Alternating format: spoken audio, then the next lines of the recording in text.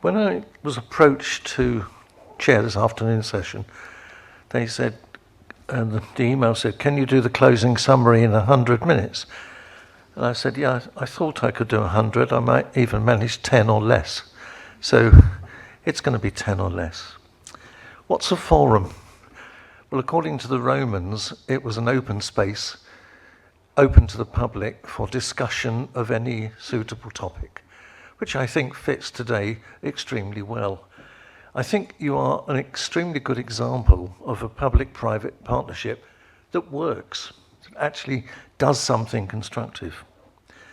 And looking around the sessions today, we've had a good mix of how to deal with legacy systems, legacy problems, how to install new systems, learning about what's going on elsewhere, planning for developments, picking up what's coming out of the labs with futuristic technology. And it's not all been technology. There's been talk about governance and management. Do we need to change the way we run things? Never mind what they're running, but do the systems need to change? Do the people need to change? Do the policies need to change? I've also picked up a number of words or expressions that came up very often.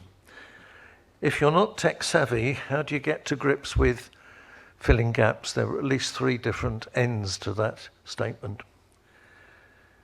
Technology supports judgment, it doesn't replace it. Oh, brilliant. Hope the AI people are listening to that.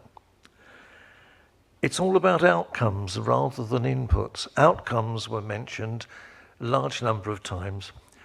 But the other dominant thing which I've noted is collaboration.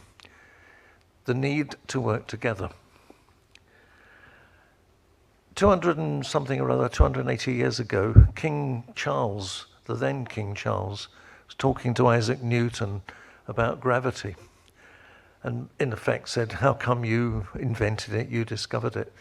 And Newton's reply was something like, if I've seen further than others, it is because I have stood on the shoulders of giants. Meetings like the TTF are your chance to stand on the shoulders of giants, to come along and listen to people explaining what they've done, why they did it work, and sometimes, thank goodness, people will tell you it didn't work and explain why it didn't work. There's no future in being a small, isolated unit. I think most local authorities have had some sort of cuts, and so the staffing for transport is such that you measure your resources in fractions of a person rather than whole units.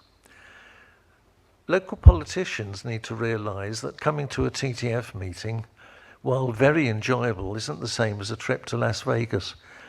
It is something that's essential, it's money saving, and it's affordable. It's a very fast return on your money. What your troops see when you send them, or let them go to a TTF meeting, is exposure to every other person in that sort of peer group who will tell you what they've been doing and why they've been doing it. Other speakers earlier on have been talking about the congresses, the ITS congresses, and in particular the World Congress. Do take part. The doors are open now, not for much longer, for submission of papers and discussion sessions for Istanbul. Apply, put your ideas forward.